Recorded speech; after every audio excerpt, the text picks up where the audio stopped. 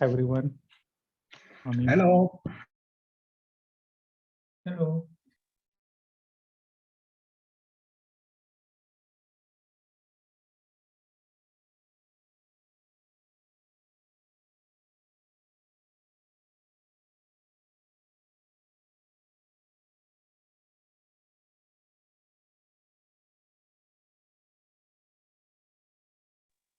Hey, good morning. Hey everyone. Hello, hello.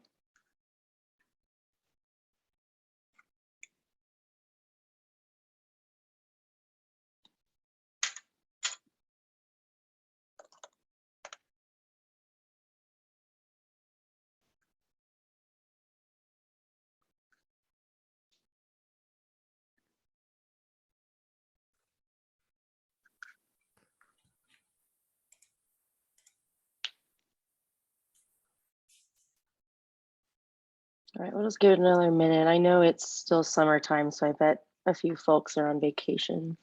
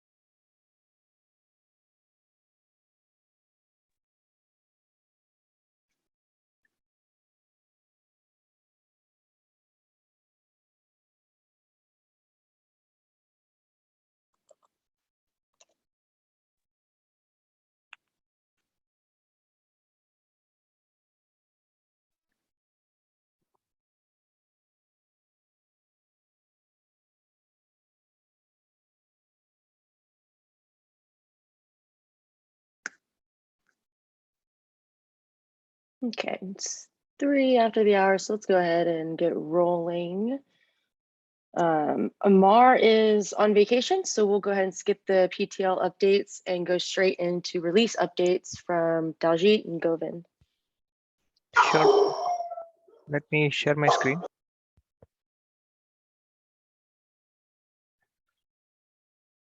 Can you see my share? Yeah, we can see it.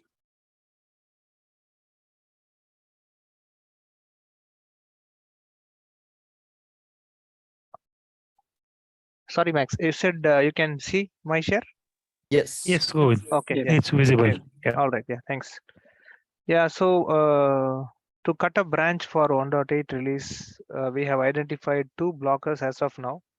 So the first blocker is related to the Vagrant VM based issues which TNG team is working on, and Wavelabs team is dependent on TNG team's work to fix the Vagrant.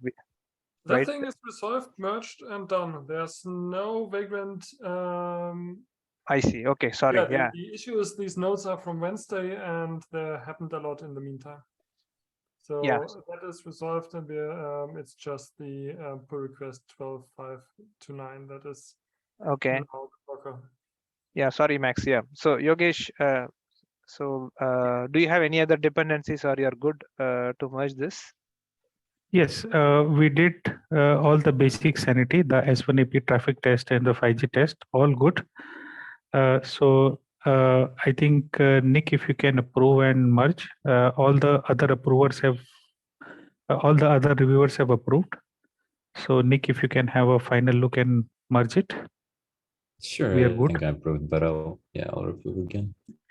Okay. Yeah, All Govind, right. so all set. Yeah, if Nick All right. gives a green signal, we'll merge it today. Oh, great. Yeah. Thanks. And that leaves us to the ARM Docker build job enablement. Tim is here. to give us an update. Yes. Tim. I'm actively working on that one. Unfortunately, the build is not working from master. I cannot build on ARM using the current master code. So I'm still debugging that. I can help you to fix those Yes, build issues. exactly. I was on PTO last week. I came back today, sorry. I'm gonna work on it today, and I schedule a meeting with TNG folks and Govinda tomorrow to either cut the branch or help me troubleshoot that. But just give me this afternoon so I can try to give it a last stab. And if I can't, we'll just meet up tomorrow and debug together. Okay? Sure. If ARM build is the only issue that you're facing, I think that can be resolved. Any other issues you need where you need help, Tim, to No, resolve? that's the only one. Okay. The rest is working fine. Okay, I'll take a look actually today and see whether it can be resolved. So, so if that is resolved, I'm assuming there is nothing pending from your side, right? So it should be Correct, easy correct. to. Okay, Mhm. great. Thanks, Tim. So looks like these two issues can be fixed very soon. After that, we can cut a branch. So once we cut a branch, we have identified one more blocker. So generally after a release branch is cut, both 4G and 5G tests are performed. So currently only 5G performance test, we have the owner. Wavelabs team is going to do the performance test. For 4G performance test, there is no test. So previously Meta was doing this. And now Yogesh said that he will reach out to OpenAir interface or Radisys, whether they can help here to do the performance test.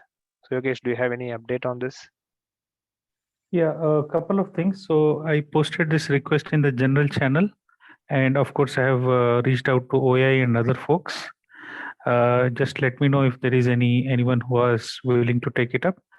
Meanwhile, I got a mail from Patrick Lind from Retronics. He has shown interest in taking up some portions. He might not be able to test with Spirent, but I have to check with him if it is like equivalent to Spirent, whatever we are doing in Spirent. If he can do using his tool, then maybe that can be a good start. So Patrick has reached out, but yeah, if there are other folks who are interested, let me know. I tried to reach out individually, as well as I have posted on the Slack general channel. Just Okay. let me know your thoughts. Yeah, but otherwise, Patrick is some commercial tool. He came forward to do this, so I have to talk with him in detail, like what portion, how much that thing has to be sorted out. I'll probably do it in Wednesday's call. Yeah. Okay. Meanwhile, if there is anyone who is also interested, please reach out to me or in the Magma releases channel. Yeah, I think so. We need a timeline for this. We don't know how much work is involved in the 4G test because whoever is taking over, they need some time to ramp up and do this test. Looks like Patrick Lind, their team have done this test on it with a different traffic generator. So it's good to come to a conclusion that whether we can do this test or not, right? If you are not doing this, we have to put this in the release notes as limitations that this test is not run. So anybody has any other suggestions here? Is it a must candidate before we do a release, or for this release, is it okay to skip this test if there is no owner for this 4G performance test? Any thoughts? Something I would be interested in is how expensive is such a license for that Spirent thing? Is it something that is just it's I mean, it's a tool usually, I believe, in the 6-figure range. okay?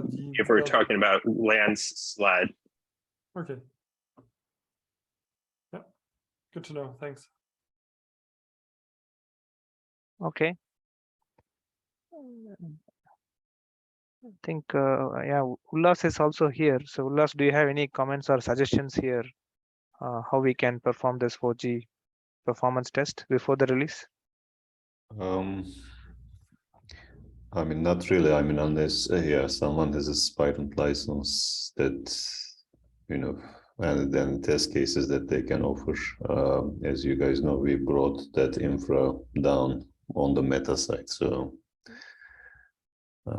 Okay. Okay. So Ullas, do you think if we can't find a owner for this release, is it okay to skip it and update the release notes as limitations? you know, that is at the end of the day a TSC decision, not my decision. Okay. Okay. So if TSC basically says that it is a you know, Okay. it is the only way that the release can be happening, and yeah, I mean, in general, I mean, you need to put a big note basically saying that hey, this release doesn't have the scale tests. Yeah, Okay. I was about to make the same comment. If we don't run it, that note has to be prominent, not Okay. just, you know, a small bullet in the limitations section. Okay. Okay. Yeah. Thanks, Joey and Ullas. So we'll keep it open for one more week. I think Yogesh has already reached out to folks in the community, and we have to talk to Radtonics how they can help here. If it works, then it's really great. If it doesn't work, we will update the release notes as limitations. Yeah. All right. That's it. Just as a input, I mean, I guess this has to be brought to the board basically, you know, by the TSC lead, so that they are in the loop and they are aware of there is basically such a need. Allocate some money or budget for this, and some owners. Okay. Thanks, Ullas. Yeah, Max is here, so we'll bring it to the board. Yeah. Thank you.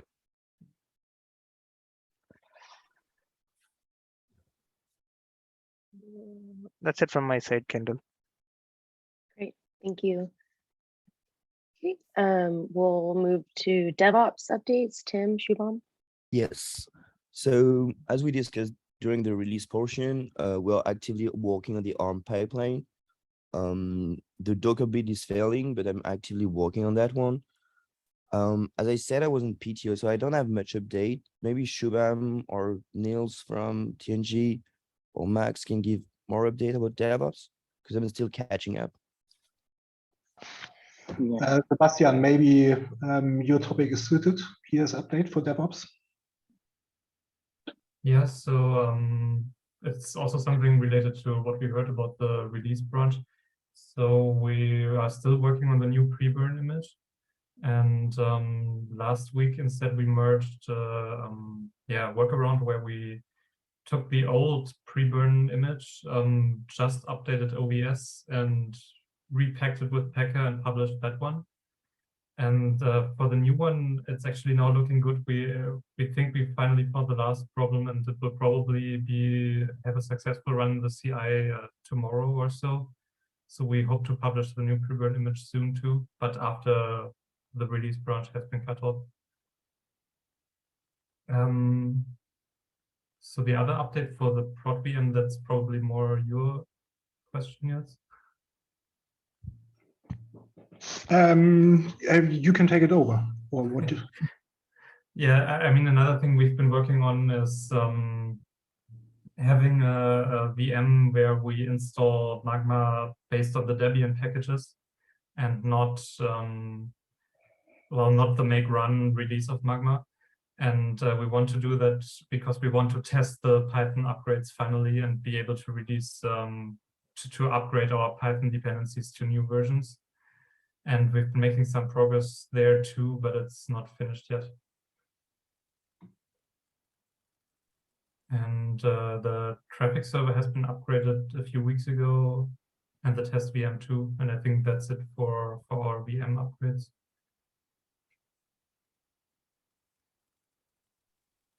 Not finished means we have a testing harness where we can test Debian packages, but it's not yet automatic in the CI, but might already be sufficient. So, And we haven't pushed the documentation yet, but yeah, we were probably close to finishing this. so that was DevOps. Next is testing. Yeah. Or Shubham, do you have anything to add? Yes, I have some updates. So one thing, like I'm building documentation for deploying the access gateway, the Docker-based access gateway for ARM and x86. We also have like previous like MD file. I'm also taking reference from that and trying to make it more like Confluence, not Confluence, the Dockersaurus type. So I'll create a PR for that. And I'm also testing the release, testing the deployment of Terraform code on AWS, but all the providers and the modules are outdated. So I'm upgrading all of the packages, getting many errors, trying to resolve those. Provider side, all of the errors are fixed. Now module side, getting some errors, so fixing them in the one. So once all the fixed, all the errors are fixed, I'll create a PR for everyone to review. Yeah, that's it. Any questions, whatever? But this is a blocker for 1.8, no? So we cannot use the latest Terraform, and everyone have to like use the previous packages, like previous binaries for the Terraform. This is an issue because a lot of people see, okay, that this is breaking. Then we tell them, okay, do this, and this is not very clear to everyone. Yeah, we need to either fix that or add a note that you need a specific version of Terraform to run the deployment.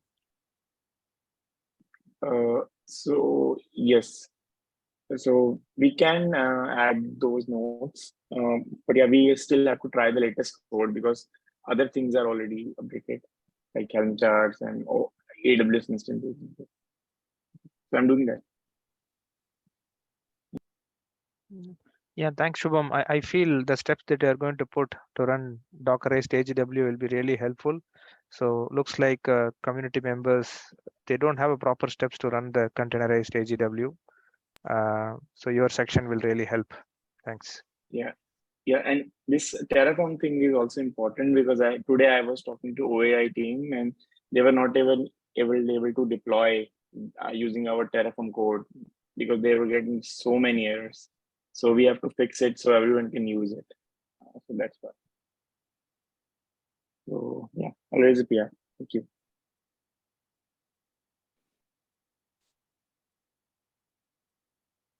Great. Thanks, Shubham and Tim. Okay, we'll go to testing updates. Tien. Okay, can you hear me? Yes. Yeah, we don't have much to report, but just a few things. First, OAI team and Radisys is continue working to fix the problem with the LTE integration test packages. Still, some issue need to be solved. Some of them solved, but still some difficult problem we cannot to reproduce and we cannot fix for the moment. For example, the connection between the VM, the problem when the VM bring up, we cannot replicate it in our environment. It happens from time to time in CI, but we cannot reproduce for the moment. So it's still ongoing. And also OAI team added some basic tests into the federated integration test and try to add in the CI is the PI is already there, and that's all from my side. Yeah. Thank you. Yeah, Tien, so the integration test that you said is the standard S1AP test that is in the documentation, right? You're trying to replicate that. Yeah, but you see that we saw some issue in the CI, right? And then we try to replicate the issue in CI in our local test bench, and to detect and to first to understand the issue and then try to solve the problem. But it's not so easy to reproduce the problem we saw in the CI. It's not so easy. Sorry to have to say that. Okay. That sounds good. Yep. And again, in OAI, we are trying to follow the way CI, Magma CI deployment, so that we can easy to mimic the action in the CI and try to understand, try to do that, and so that we can maybe replicate the problem. Yeah. For 1.8 release, we are making an assumption that this 10% of failures, right? Sometimes because of the glitch, we don't know how to replicate this all the time. But most of the time, the LT intake test passes. Yeah. Most of the time it's green. I agree with you. Yeah, most of the time. But again, we need to tackle this kind of problem for long term. Yeah. Maybe not now, but for long term, yeah, we have to solve that. Yeah, we are accepting that glitch, actually making an assumption that this is not an issue for 1.8 release, and we removed that as a blocker actually from the list. We had this LT intake test in the blocker list and we removed it because it's basically it's green. Yeah, I agree with you that basically it's green, but we cannot. It's a fucking it, so we cannot know. But as you said, that 10% is acceptable, so we don't have any problem here. Yeah, I mean 10%. I don't know. It's a rough number that we all spoke. Nobody accurately measured it, but most of the time it passes. Yeah, yeah, most of the time. Like yeah. All right. Thanks.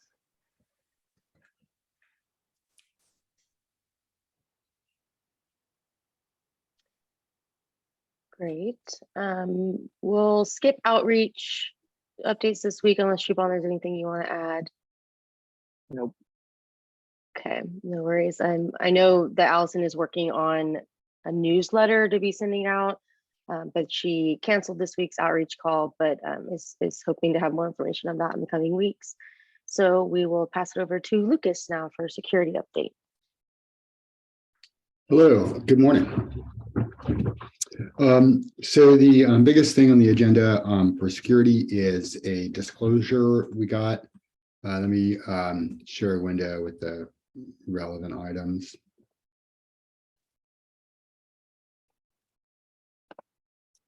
So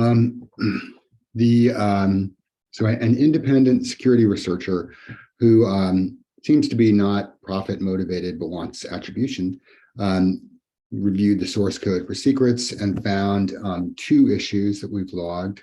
First is this highly exploitable JBoss that we're linking to, and secondly, some secrets.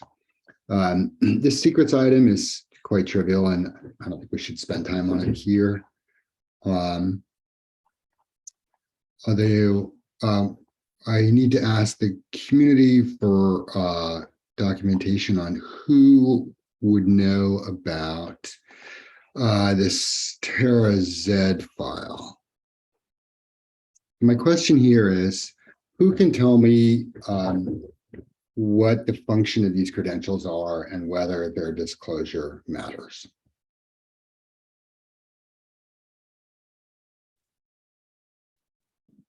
Tim, do you know? This is like file from 2016. Yeah, it's ancient. It probably doesn't mean anything. So does anybody know beyond how old this is that it's not really a disclosure? It's not something that matters? So initially 5 years back when Magma started building Magma, they were using 2G stuff. So I don't know if this is coming from that area. Okay, thank you. I'll dig a little bit more, but I think this is unlikely to be a thing, and certainly not something we need to think about a lot. So this disclosure also identified 2 servers that were linked to in the default configurations for Radius. And in going through that, I identified a number of other servers. Let me go over these one by one. This Matillion thing, it's in there. Does anybody know what this does? Okay. Is this deployed on our AWS? I don't know, but I doubt it. Okay. Has anybody ever seen it? I think the IP is pretty old in the history, and probably Meta should think whether they know that. I talked to Niv, who initially checked in this this IP, and his only recollection is that they were in contact with a startup,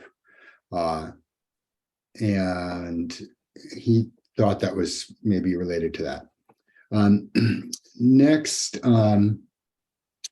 he identified this server, and this is kind of the most important thing in this whole conversation. Just to think about the scope of this disclosure, there's sort of two things going on. One is there are secrets in the code, and there shouldn't be.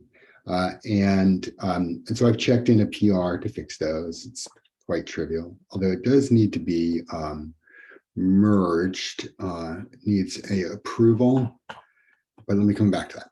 And the other is that we're shipping default sample configuration files that link to these services that are plainly not owned by whoever it is that's doing the deployment. So if they actually use these, which doesn't seem that likely, they would be sending confidential data outside of their own trust zone. And for the most part, that probably doesn't really matter, matters a little bit, but with this JBoss server, it is completely insecure. It seems to be just abandoned. You can see everything about it here. The researcher actually was able to get a shell on it. It's just wildly insecure. This is like a little abandoned property. And so if any of our users are actually logging data to that, they're in trouble. And so I think that's the biggest thing. Let me stop for a moment and just open the mic or the floor for comments before going on.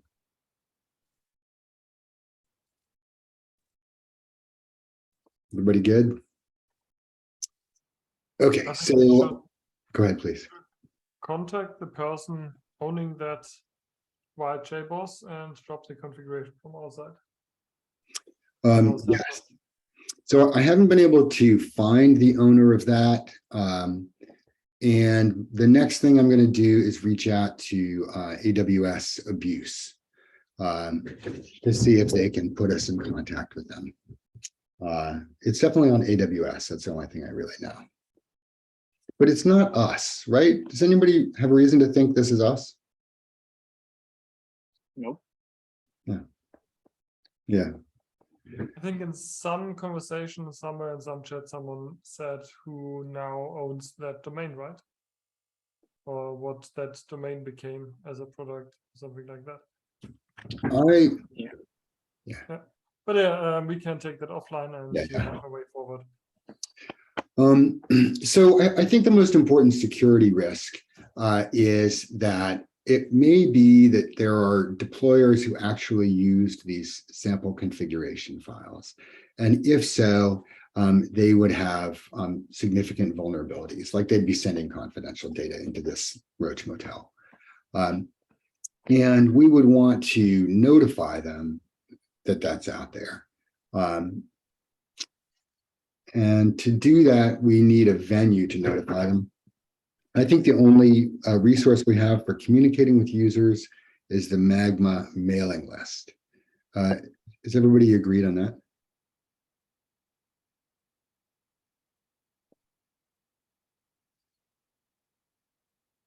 Do we know like how many people we have in the mailing list? It's like 200 people, pretty small. And we should have a better communication channel. So Slack we have 2,000, like more than 2,000. Yeah, we seem to have more activity on Slack rather than the mailing list. So maybe we could post it in both Slack and mailing list. Okay, that is what I will do. And then the next thing is merging this PR. This seems to be kind of stuck on process. I think approvals. Yeah, go ahead. I would just like to go one step back. I think the endpoint, is there actually something on the endpoint in the configuration? So there's this SS7 gateways VCS sub query. I'm not sure if there's still something hosted. So maybe there's nothing responding, so maybe they are not sending anything since the connection is not established. Not sure how to test that, but maybe that weakens the vulnerability. I think there's just Tomcat responding with a default get not supported if you try to query that. I will double check the API endpoints to see whether or not they're still out there. And if not, I'll downplay, the ongoing risk. Mhm. And in the meantime, we should, disable this broken stuff. You can see in this PR, it's quite simple. It's just basically eliminating some static URLs and some passwords. This has 2 approvals, but it's stuck because where did this go? No member of approvers XWF has approved it. What should I do with that? Is that the empty group? Yeah, it's basically an empty group. There's 1 member and I don't think they're in the project anymore.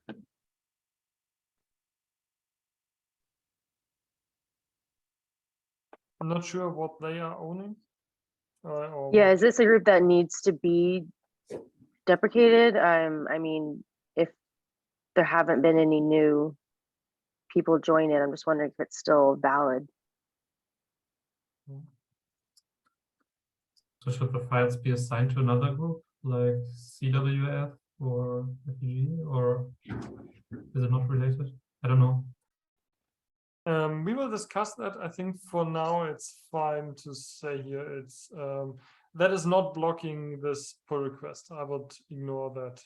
Okay. And I think you still have sufficient approval. So somebody just needs to merge it now. Anybody good for doing that?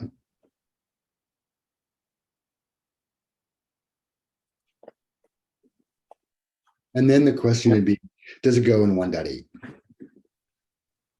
If you merge it, it goes in 1.8. Do we want that?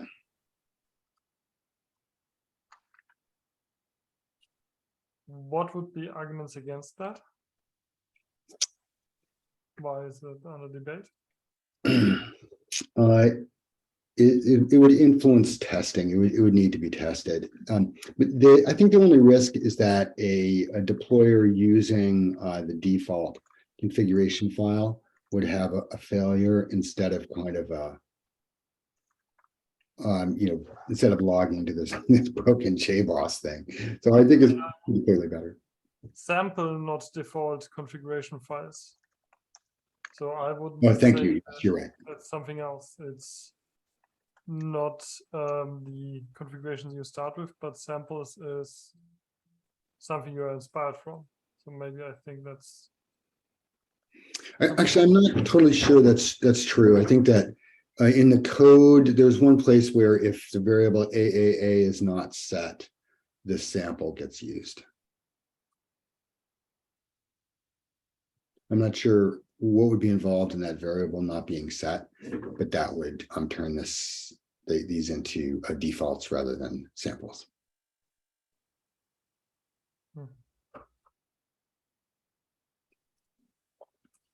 But that also does not affect or does not relate to a affected URL, that default. That's expresswifi.com, and I think we trust that, or I don't know, it wasn't mentioned here.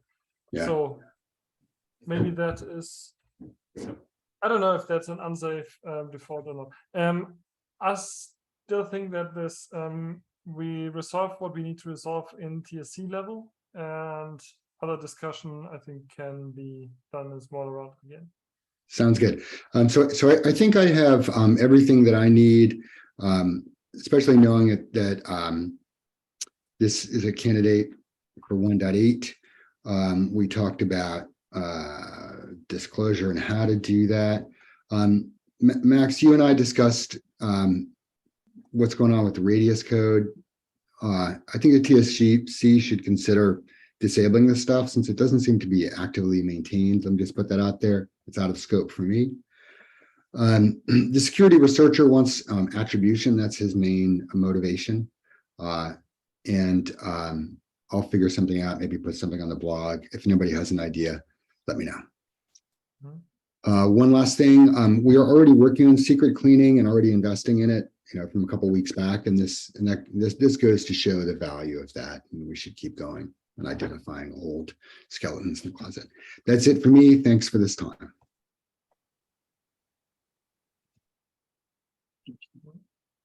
Thanks, Lucas. Great. Rashmi is on PTO today, but she put her updates in the TSC Slack channel, so make sure to look there. Next, Nils for basal effort update. Thank you. Sorry for the interruption. I still think it would be worth to ask for feature development if anyone wants to speak up. I think we should add that to the agenda and maybe give some room if there's anything happening that someone wants to mention. But that was sufficient room. You can still talk afterwards, but yes. Yeah, Okay, thanks. Hi, everybody. So small basal update. So last time I already mentioned that the extended integration tests were basalified, and now also the pre-commit and non-sanity tests. Also, the last AGW service, the only Go service, the Envoy controller was basalified. We tested already everything manually for now with Bazel created Debian file with all integration tests. 99%, I would say, were successful.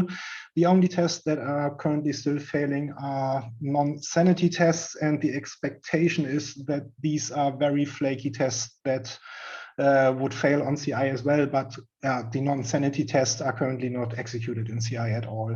So additionally, we had some small detail improvements, and next steps, of course, is to wire up everything in CI. So we have the integration test running completely without make. But again, for now, this will run in parallel to the make-based integration test workflow. We can monitor the current runs and see if we still need more improvements. That's it. Thank you, Nils. Any data path updates, Nick or Yogesh? Nothing on mine. Nothing from my side. Okay, thank you. Roadmap update, Max. I think since last week there was no significant movement, yeah, nothing new to tell here except for still the containerization is shifting stuff around, and yeah, that's it. Okay, sounds good. So that ends the weekly check-ins. The only other thing on the agenda was just a reminder about the Open Infra Project Teams gathering. I'm sure most of y'all saw on the mailing list that they have decided to move that event from in-person to 100% virtual. So we are still able to participate if we want. It would be free. I believe the sign-up date is still the same. I can double check. So if we are wanting to participate as a team, we'll just need to let them know in the next couple of days. So I don't know if anyone had any opinions on that. I think with it being remote, there's no blocker to attend, and for sure we want to attend. Okay, fantastic. I will. I'll let Ildiko know, and I assume she'll be sharing more information as it comes up. Yeah. Perfect. Anything else? That actually brings us to the very end of our agenda. I think there were two TSC proposals by Lucas related to UI in Docosaurus and the menu bars. I think I would say they don't need to be TSC proposals, and it's something you can just work on and get merged. I think that's, or I don't know if my colleagues agree, but I don't think that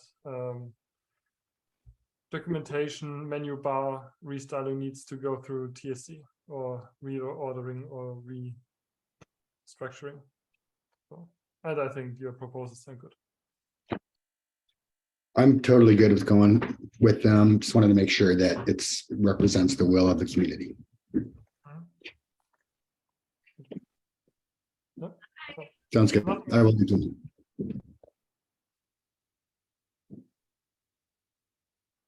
great. Then have a nice day. All right, yeah, guess we'll go ahead and end early. Thanks, everyone. Have a great week. Bye-bye. Bye. Bye bye. Thank you. Bye bye.